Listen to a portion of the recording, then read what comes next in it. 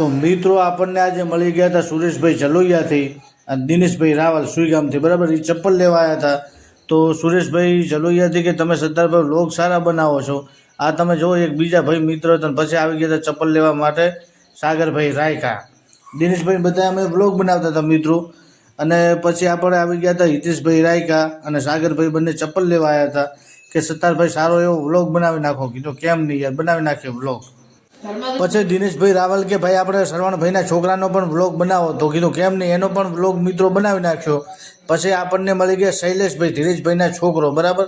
એ ચપ્પલ લેવા આવ્યા હતા. પછી મળી ગયા એમના મોટા ભાઈ વિપુલભાઈને ધરમપાજી. એ જતા હતા ઘર તરફ. તો મેં એકદમ મને લેતા જો, તો અમારે જવાનું હતું ઘરે. તો મિત્રો આપણે ઘરે પહોંચી ગયા. ત્યાં તો સોહિલ શર્માતો હતો, બરાબર. તો કડા બહાર નીકળી ગયો ને આપણને શું આવી ગયું. પછી તો અમે વ્લોગ ચાલુ જ રાખ્યો, બરાબર મિત્રો. તો સોહિલભાઈ શર્માતા વ્લોગ બનાવતા હતા. પછી આગળ જતા મુસ્તુફા પાછળ અમે જતા હતા. જવાનું હતું મિત્રો હવે આપણે દુકાને. તો અરમાન ને મુસ્તુફા બંને મસ્તી કરતા જતા હતા. ને પછી મળી ગયા આપણને બે ભાઈ બીજા, બરાબર. એ જતા હતા ઘરે મિત્રો. તો આપણે એમને પછી પહોંચી ગયા. આપણે લોટ લેવાનો હતો એટલે ઘંટીએ. ત્યાં મળી ગયા આપણને જગ્ગુ દાદા મળી ગયા, કમલેશભાઈ મળી ગયા, અને ભરતભાઈ મળી ગયા, અને એક બીજા ભાઈ મળી ગયા.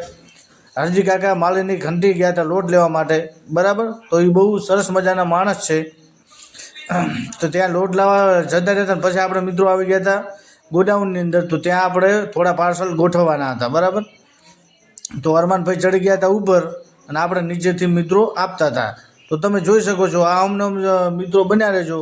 હવે મિત્રો મળીશું આપણે નેક્સ્ટ વ્લોગમાં. તો સપોર્ટ કરતા રહેજો. ધન્યવાદ.